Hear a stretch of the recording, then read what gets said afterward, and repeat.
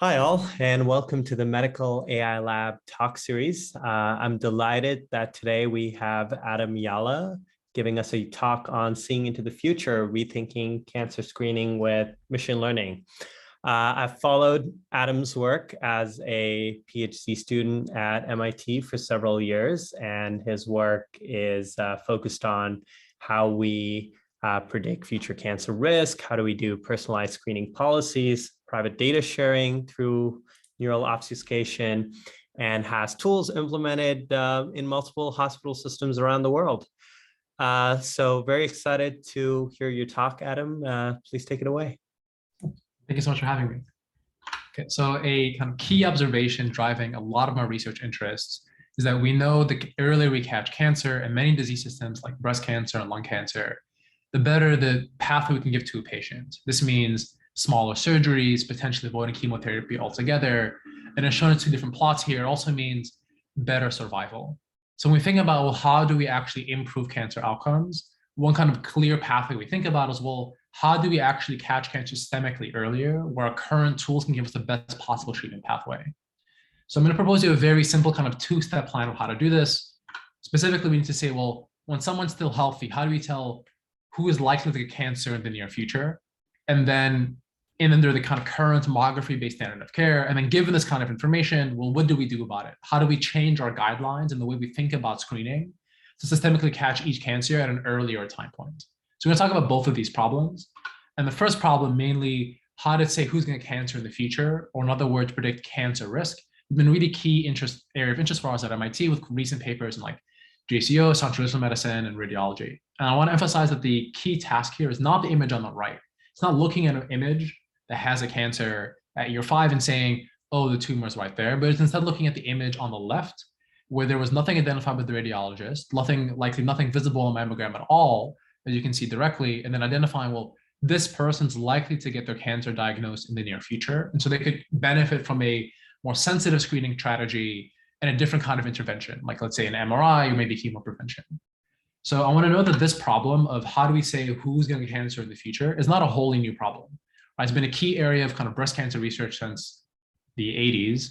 And the way we've normally thought about this as a community is really looking at, well, what are the kind of expert knowledge and traditional risk factors we know about the problem? So if you look at the kind of current guidelines that really underpin our current national approach, and many countries follow this for high-risk screening, we look at, well, what's the person's age, what's their family history, have they had any breast procedures? We even look at imaging in terms of what's this kind of coarse breast tendency categorization that kind of gives you this 4 scores over the mammogram to say, summarize all this expert knowledge into a feature vector and put into a simple model to say what the risk is. Now, the key limitation here, as you can see from the results, is that it just isn't quite as accurate as we want it to be. It's important, it's given us the foundation where we are today, but at the same time, it's this overall AUC metric of 63 in 5 years, where 50 is random, 100 is perfect, really isn't satisfying. And the kind of key limitation here is that by already summarizing the patient's gigabytes and gigabytes of information by using our expert model to summarize that into a very small vector, we've lost a lot of capacity. So different people who have very different mammograms and very different health profiles will look the same. So the kind of first key departure we're going to talk about was, well, instead of relying kind of expert knowledge to define what matters in a mammogram, we're going to say, okay, well, for all the patients in the training set, in this case, we worked with MGH, so we have like 50,000 patients. We're going to say, given patient and their outcome, so you see here blue, green, and orange, that gets cancer in 3 years, not at all, or 5 years. Can we learn this dependence and get a more refined estimate of who's actually likely to develop cancer, and therefore we can kind of improve their management? Now I'm going to walk you through what this model is and kind of what are the kind of key technical ideas. But before I do that, I want to kind of briefly walk through the results and why this kind of approach can be exciting. So on the left-hand side, I'm showing you a comparison between Mirai, which is our latest risk model, compared to the TAR-QSIC. So the TAR-QSIC is kind of the traditional classic clinical state-of-the-art. So it has all the best expert information you might imagine, super detailed family history of breast ovarian cancer, many cousins, maternal side, there's really detailed information. And all of that together, when looking at 5-year AUC, only gets you an AUC 62. When we look at the image directly and learn this mapping, even from the image by itself, we can get to an overall AUC 76. And when, it's one thing to kind of have this performance during test set, but it's really important to us to really make sure that this model works in the really diverse kind of clinical settings where we care about diagnosing and improving breast cancer management. So we worked really hard to make sure, well, does the model still work when we move to Novant or Emory, where roughly 50% of the patients are African-American, or in Barretos in Brazil, where they have very different clinical settings and standard of care, or Maccabi, Karolinska, Chingham Memorial. And across all these different settings, we find that the performance is the same. Now, a key question you might be asking, and what I generally encourage you to ask when seeing this kind of number is, well, so what? What do these numbers mean? What does a higher AUC give you? So here, one kind of common use case that risk models are already used for is deciding who gets MRI. So a cancer that's catchable in 3 years on the mammogram could be catchable on the MRI today. So it's kind of a critical high-risk guideline. And we look about, well, we think about the existing guideline. If you compare it head-to-head, so you could pick one set of patients for MRI via triacusic, you pick the same number of patients for MRI via Mirai. What we find is that roughly 70% more cancers are in the Mirai group compared to the triacusic group. When you look at the weight that the guidelines disagree, we still kind of see that in general, the incidence of cancer in the Mirai group, but low risk by triacusic, is much higher than the other. So really to kind of summarize that together, if we plug and play this into our existing high-risk screening guidelines, you have to see substantial improvements for the exact same cost. Okay, so I want to know, so right now the kind of current stage of technologies, we're currently working with many different clinical partners ranging from the US, like in Advance, but also internationally, like with Group One Health in Mexico and our partners in Nigeria. But each of these different clinical settings, when you have a model that can tell you what are the probability of cancer across multiple time points, you can support very different use cases. And so working with different kind of clinical partners that have different local constraints and different local needs to use the model. Now, I want to briefly highlight one example that's already been deployed at MGH and kind of written about in the press, which is using the model to prioritize who should come back first for screening given COVID backlogs. So as many of you might be familiar, lots of screening stopped early in the pandemic to make capacity for COVID patients, which led to a natural concern, well, what about late detection? How can we minimize these harms? And so one type of use case that our MGH colleagues implemented was, well, can we call back patients first based on risk and minimize this harm? Okay, so now I've kind of walked through some of these use cases, and there's kind of different ones that are being explored by clinical colleagues. Let's talk about, well, what exactly is this model, and what were the different kind of technical ideas that were useful in making it generalize the way that it does. So at a high level, Mirai is a deep neural network that looks at the 4 views of patient's mammogram. So you see here like left, right, different angles of the breast, so CC and MLO. And from this information, learns to predict what is the probability of cancer in 1 year, 2 year, 3, 4, and 5 years. Now, to make this work well, there's a couple of problems we need to solve. The first problem is device invariance.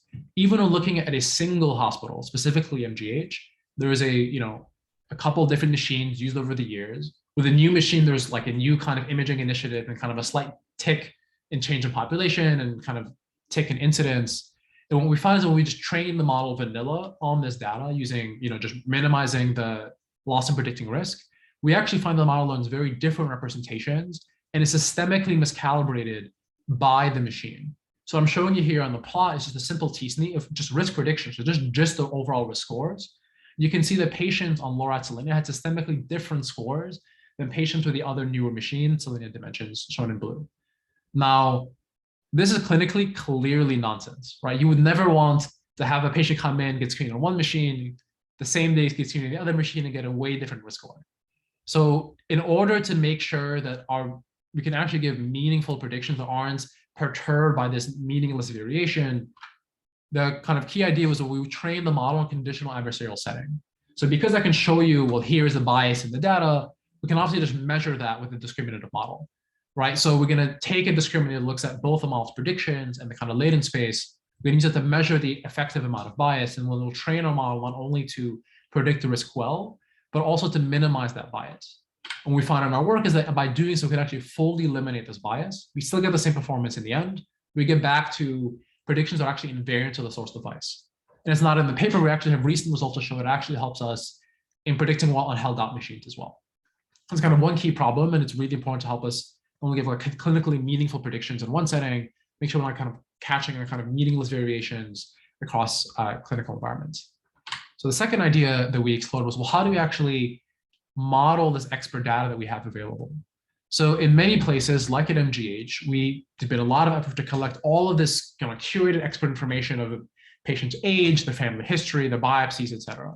And if we have it, that information can help, but it's not always available. And many of the hospitals we want to help, like in Barretos or in Sweden or Taiwan, don't collect it. So we want to have a mechanism to say, well, I want to leverage information if it's there, but not require it as part of the prediction. So here what we do is we actually predict all the expert information, so all these classical risk factors from the mammogram, giving us a form of kind of conditional imputation, and acts as kind of a regularizer to help us generalize a bit better. And if the information is not available, we just use the predicted version for a full prediction. What that means then is that regardless of the kind of resource setting that the hospital has available, they can actually use the model with whatever they have on hand. Now, the last bit is how do we actually model risk over time? Now, kind of a key aspect of looking at risk directly in imaging is that the kind of dependency on the image for risk in 1 year is nothing like the dependency on the image for the risk in 5 years. Consider saying someone does not have cancer today. Oftentimes it means looking at, well, is there a lesion or no lesion on the image right now, which is decidedly not the same pattern in the images as cancer in 5 years. So we want a mechanism in the architecture to let the model weigh the different components of the feature space differently for short-term or long-term risk. So the way we do that is we build in this notion of what we call an additive hazard model. So when we predict risk over time, we're actually going to predict, well, what is the baseline risk, the marginal risk at 1 year, 2 year, 3, 4, 5 years. And then when we predict a risk at some cumulative time interval, like in 3 years, we can just integrate all these components to form our overall risk prediction. And when we do this, we can not only kind of use the variable amounts of follow-up, but have the flexibility to capture the different dependencies in the data. And all these, let's go back. All these three components put together give us the result of Mirai kind of and the generalization that we see here. Now, one thing I want to know is that this vision of if we learn something well on the imaging, we can greatly outperform our current risk tools is not really unique to breast cancer. So this is where our work is most mature, and we have lots of validation, just kind of moving to more translation stages. But we have recent work that's very similar in nature in lung cancer. There, the kind of classical state-of-the-art baseline is what we call the PILCO model. So it has like smoking history, how many packs per day, how many years, and all this kind of expert information gets you to a 6-year AUC of roughly 68. But looking at the CT scan and modeling that directly, we have an opportunity to do much better, and we get to roughly 80. Okay, so this is kind of one piece of the puzzle. And hopefully I've kind of convinced you that if we look at the imaging, we have an opportunity to much better identify who is likely to get cancer in the near future. And there's some clear implications of, well, how can we change our guidelines accordingly to get better care without changing the overall screening volume? Now, the next problem I want to talk to you about is, well, how can we be more ambitious? Can we design the whole screening policy in a new way to kind of give us better possible trade-offs, given we have access to good risk model? And this was the topic of a recent Nature Medicine paper. We look at exactly this policy design problem. So to understand this, it's useful to start by looking at, well, how does screening work today? What's our regime? So consider the following 3 patients in blue, green, and orange. By and large, all tell them the exact same thing. Come back for mammogram next year, every single year, or every 2 years, depending on the national organization. Now, the trouble with this is that, as you can see, they have very different patients with different mammograms and therefore different risk profiles. And for the exact same screening pathway, we can have very different outcomes. For some patients, like the patient in blue, they could have had diagnosis of relatively late-stage disease by year 2, meaning it's not sensitive enough. For the patient in green, it could have been no cancer diagnosis at all and only a necessary hassle. And the patient in orange could have had a necessary biopsy, also suffering from overscreening. So this really kind of highlights the multiple challenges facing the screening process at the same time. On one hand, we have many people rightfully calling for, how do we improve early detection? Too many people's cancer is caught too late, reducing our ability to give people good outcomes. At the same time, a large population is overscreened, getting unnecessary biopsies and kind of harms and anxieties and costs that come with that. And because cancer, specifically breast cancer, will have different onset ages and our guidelines don't personalize screening to that, it also contributes to health disparities and mortality gaps between Caucasian and African American women. So looking at all 3 of these problems, namely improving early detection, reducing overscreening, and limiting disparities, what we really want, we want to have this notion we want to tailor the regime to the patient's individual need, right? So we want for patients like the one in blue to make sure we're offering the most sensitive regime that we can, given they're going to get cancer in their future, hopefully offering them earlier detection. For the patients in green and orange, we want to give them a less frequent screening regime to reduce the risk of unnecessary biopsy and the kind of associated harms with screening. Now, this is the kind of overall goal. We'll talk about how do we actually achieve it? How do we do this? And the idea is we're going to cast this problem of policy design as a learning task. So we'll start with the patient, right? Once again, in blue with this mammogram information, we're going to collect, well, what is their risk? Now here I wrote it as a single scalar, namely 0.8, but in reality, it's like a vector of information, right? It's risk at multiple time points and any other patient features you want to model. And given this information, we want to pass it through a policy, which we're going to call tempo, to predict, well, when should the patient come back to optimize a notion of, well, it's kind of early detection benefit and screening cost. So this is kind of the key problem we want to solve. Now, the way we're going to do this is by modeling individual patient trajectories. So consider again the patient in blue. They got screened in year 1, year 0, year 1, and then diagnosed in year 2. We want to simulate what exactly the tempo policy would have done for this individual patient in hindsight. So you see here coming back every 6 months. And then we're going to use a kind of black box counterfactual model to estimate, well, what would this policy have cost for this patient? So you see here would have been 4 screens. And this kind of 4 screens idea captures kind of, risk of necessary biopsies and those kind of related notions. And then we're also going to model what is the anticipated early detection benefit. Here I'm writing it as 6 months. It's like a very simplistic model, but in general, you can use anything more sophisticated, like quality adjusted life years. And now we can compute this with patients that get cancer in hindsight. And we can do the same process for patients that don't get cancer. Right? So you see here the cost is 2, and the benefit de facto is going to be 0. Now we can repeat this process across our entire data set of observed patients with a training set. So working with MGH for us, which is like 40,000 patients for longitudinal trajectories. And across this process, we want to learn a policy that gives us effective population screening. Now, when we think about this problem, there's kind of 2 immediate challenges. One of which is, well, how do we actually do this rollout? Right? You might have noticed, I kind of pulled a magic trick on you. When you look at this blue patient, they didn't get a risk assessment at year 0.5 or at year 1.5. So how do we know what the policy would have done at this point in time? What would have been the follow-up recommendation? So there we can lean on a very convenient property of most risk models, including kind of the classical therapeutic style methods and Mirai as well, is that risk progression is fairly smooth and it's not a very chaotic transition. So we can actually learn a quite effective model that looks at prior risk assessments over time to predict the next risk assessment. Once we have this kind of risk progression model, which itself is going to be a network you can learn given observed data, we can then use it to infill the missing observations in our simulation to give us a full kind of complete simulation environment. You see here the risk started off at 0.8, it went up to 0.85. This tells us it'll come back in half a year, and you kind of see the progression down the line. Okay, so that's kind of challenge 1. Now we can do actual full simulations, and now we have a rich environment to both evaluate and explore different screening policies. The next key challenge is, well, how do we actually learn these things, right? For the ROR that I showed you, imagine once again you have this patient in blue. It's easy to look in hindsight and say, well, what's the optimal policy in hindsight, right? You can see, just tell them to come back in a year and a half, avoid all the unnecessary negative screens, get just the early detection one. And you can imagine training a policy in the style of imitation learning, where we call our supervised baseline, to just predict an optimal target. Now, in reality, this is a very bad way to train a policy. And the reason why is that if you think about what the risk model can do, Mirai is better than before, but it's not perfect. And here the notion of what we're trying to predict is wholly unrelated and uncalibrated to what we can actually do with our risk model. So it's a very hard optimization objective. Instead, we're going to propose to cast this as a reinforcement learning problem. So given our risk assessment and our kind of desired preference between benefit and cost, we want to actually predict the value, meaning the anticipated cost and benefit over time of taking different actions. So if you take the action of 0.5, well, what is the value under my current policy with my current risk model? If I take an action to come back in a year, then what does that mean about my policy over time?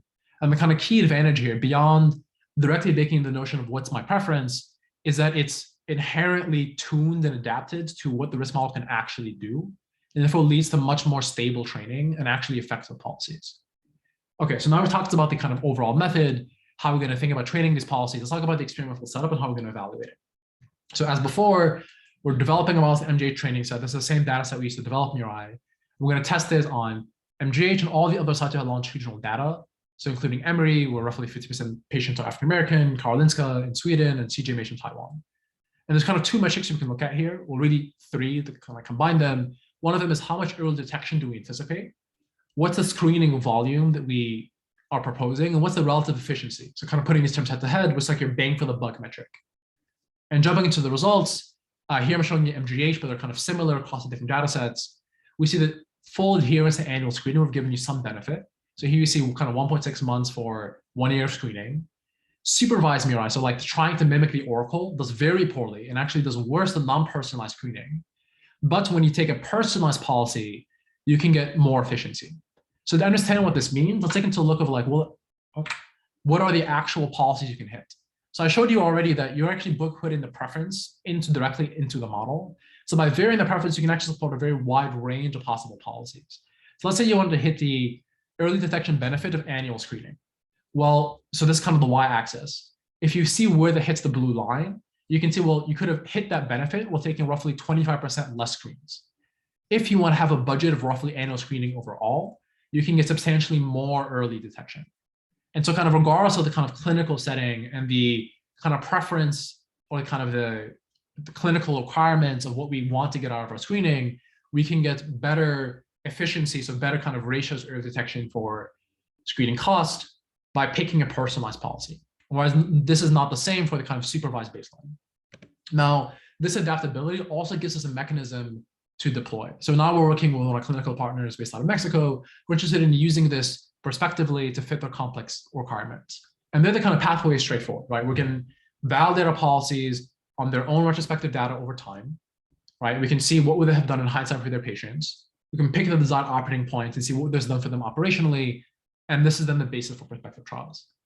So to kind of summarize this bit of a talk, the kind of key idea is, well, we can actually look at individual patient trajectories, and by modeling how much better we could have done for people, individuals in hindsight, we have a very rich opportunity to design personalized screening policies. This is really a general concept beyond what is our individual risk model today, or how we kind of cast in the reward notion of early detection benefit and cost. And the better that we design our risk models and our kind of counterfactual evaluators, the better policy we can generate. And if we do this well, we can get both better early detection and less overscreening. Now, kind of moving on to the next bit of a talk, and one thing I haven't talked about throughout this is all the similar and related projects we just never do because we never had data access fully signed on. So a kind of a hard transition to the data sharing part of the talk. Data sharing is like a fundamental challenge to this line of work, both in kind of early detection from imaging, but more generally across many areas of clinical AI. On one side, it really hurts reproducibility in the sense that even for common tasks like breast cancer detection on mammograms, it's like unheard of to find people training the same data sets or validating on them. So it's very hard to kind of gauge technical improvements. For rare diseases like pancreatic cancer, it's very hard to actually build on them because it's hard to find a data set sufficient scale. And then it hurts our ability to really work on diverse data sets and by diverse teams, meaning both the data sets available tend to be from a limited set of institutions, and the people that can work on them is very limited by, once again, a very limited number of institutions. So to kind of resolve all of these problems, there's really a call to action for how do we actually create more public data sets while still protecting patient privacy and kind of matching our HIPAA constraints. Now, kind of key task formulation we'll talk to you about here is public data set release, right? So we will have a very large hospital, an MGH of the world, who might have millions of labeled medical images as generated by standard of care. And we want to enable them to release these through kind of encoding scheme, to release these images in encoded space so that anyone can look at these encodings and build useful models that can be shared back to the hospital for use, while still meaningfully protecting against any notion, computationally, re-identification of that raw data. So we don't want any kind of output to be able to be mapped back to one of the original inputs to kind of capture the notion of HIPAA. Now, one thing I want to note here is that this is not a whole new problem and has been really widely explored under the general notions of differential privacy. And they're the kind of, you can get these really beautiful formal guarantees. And the idea is you want to bound the sensitivity of the output, meaning the published data set, to the input data set. But in practice, we find this actually results in way too big of a utility trade-off, meaning the models that we build on this just aren't good enough.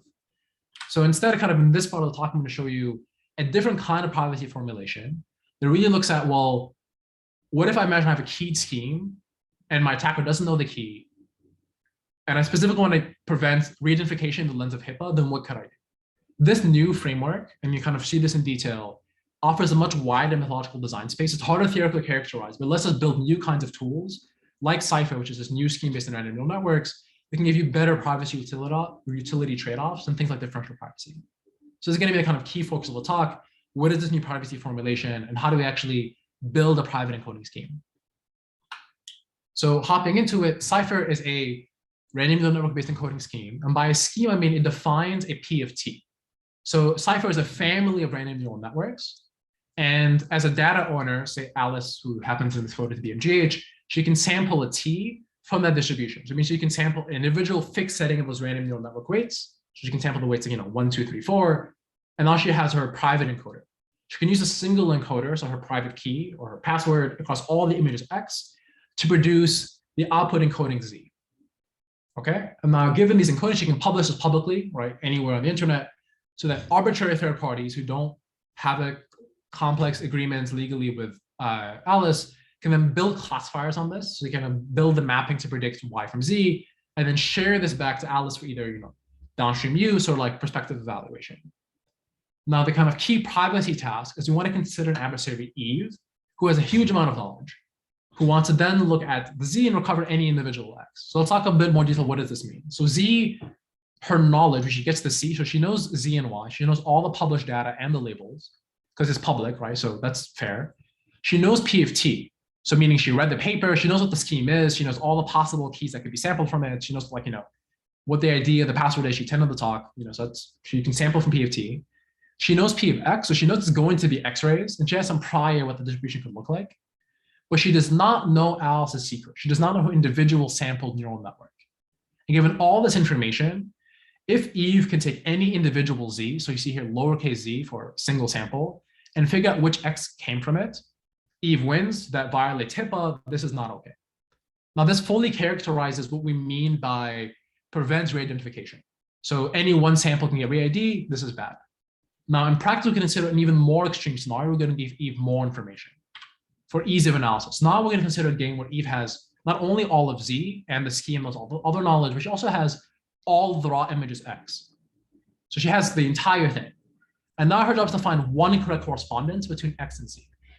And the key idea here is that when in the super extreme setting where Eve already knows all possible information, if we can make our scheme private even here, then it'll imply privacy in all the more realistic settings where Eve has really imperfect information about what X is and only some kind of statistical prior. Because this is kind of the game we're going to analyze. We look at the very extreme scenario where Eve has all the possible knowledge, and she wants to pick out one correspondence. Now we're going to formalize this notion of, well, what does that mean in terms of guesswork? So guesswork is the number of guesses it takes Eve to re-identify a single correct pair. So consider the following two examples. So Alice has 3 images, green, red, and yellow borders of X-rays. She picks her individual private T. Eve has no idea which one it is, to produce this green, red, and yellow encoded Zs. And now Eve, given all her knowledge, will compute this kind of probability of correspondence between lowercase x and lowercase z pairs and rank them from most likely to correspond to least likely. You're going to take all of her guesses and submit them all to an oracle in a list. And the rank of her first correct guess is her guesswork. So we say, is a scheme private? We say, well, how many guesses would it take a very powerful Eve to say which image came from what? If the guesswork is 1, she can confidently identify at least one sample, so not private. If the guesswork is very high, it becomes private. So here in this example, because she guessed the correct color correspondence on the third try, the guesswork is 3. Okay, so this is kind of the formal notion of what we mean by privacy. Now that we kind of formalize, so then we can say, we can restate our goal. What does it mean to want to develop a private scheme for data sharing? But it really means we want to develop a P of T, so this kind of probabilistic distribution, such that when you sample from it, an attacker gets a very high guesswork. They can't tell which image came from which.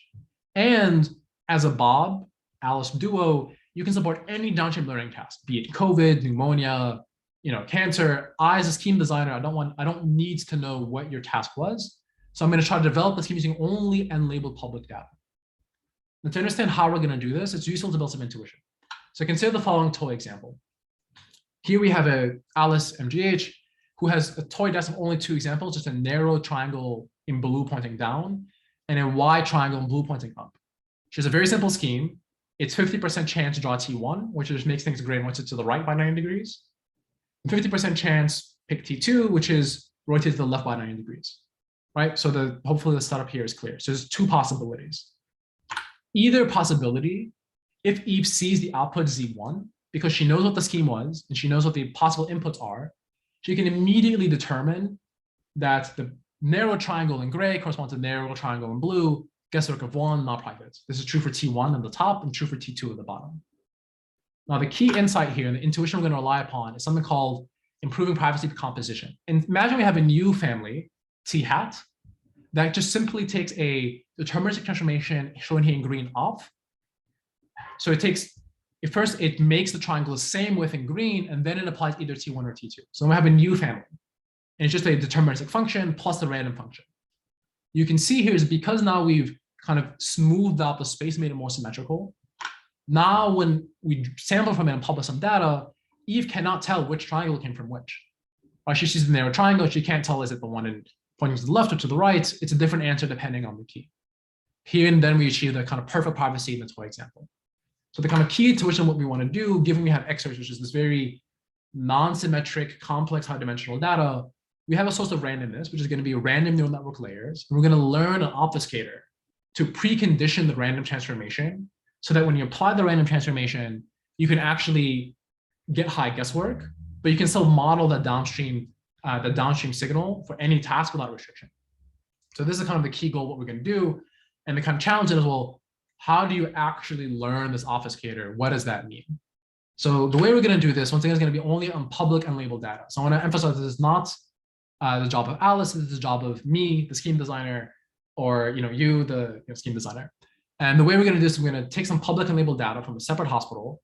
We're going to train this obfuscator to minimize reconstruction loss, meaning I want this whole thing to be invertible so that I can kind of learn any downstream task. And at the same time, I want to maximize the re-ID loss, which is going to estimate privacy. We'll talk about each of these components in turn. So on the reconstruction side, to say, well, how invertible is my scheme? This is going to be super simple. So I'm going to draw different samples T from P of T. Operationally, that means just drawing a couple fixed choice of random neural network layers of each of these T's. Throughout training, let's just build a decoder to reverse the mapping from X to Z back, Z to X. The idea is that if this is invertible and the model can learn this inversion, then you should be able to learn any downstream task because all the information is still preserved, right? This kind of simple intuition.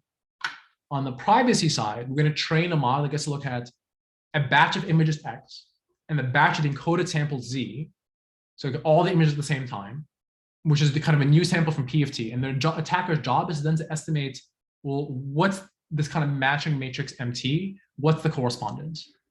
And technically what we're trying to do here is we're training the attacker who has already all the images X, there's no generalization across X, only generalization across P of T, to maximize the likelihood of re-identification. Now I want to note there's kind of like way more details here. The attacker also sees all the labels, like a contrastive learning algorithm under the hood. But the key idea here is just we're going to look at all the inputs, all the outputs, and learn to maximize likelihood of re-identification. And that's kind of the key concept. Okay, now that we kind of talked about the method, how we're going to train Syfer on this public data, let's talk about the experimental setup and how we can actually evaluate this. So at training time, we're going to have a public data set NIH. We're not going to use any labels.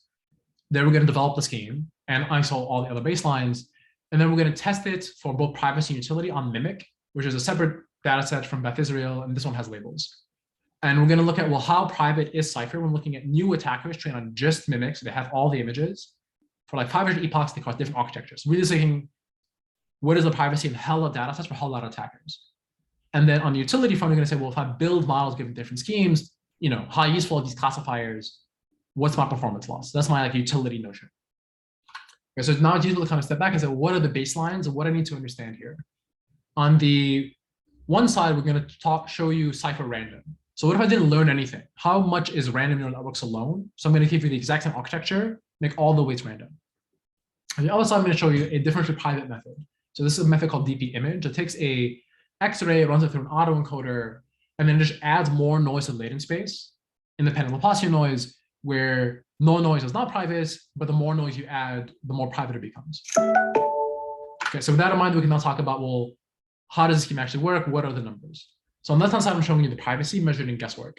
So in gray, which is invisible, you see the raw image gets a guesswork of 1, that by definition, no encoding, no privacy. That's straightforward. Syfer random also gets you basically no privacy. The guesswork is only 2. So you see randomness alone really isn't enough. Once we learn to precondition the transformation, we get to guesswork all the way to 8,500. So pretty high, which is strong compared to the differential private method gets you guesswork of 1,400. Let's put these numbers into context. I want to clarify here that here, this guesswork computation is across a 10K by 10K grid.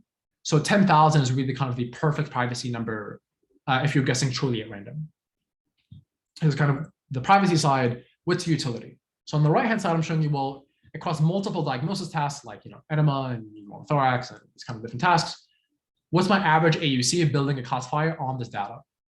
So on the raw image, these methods get an AUC of 86. So this kind of gives me my rough upper bound.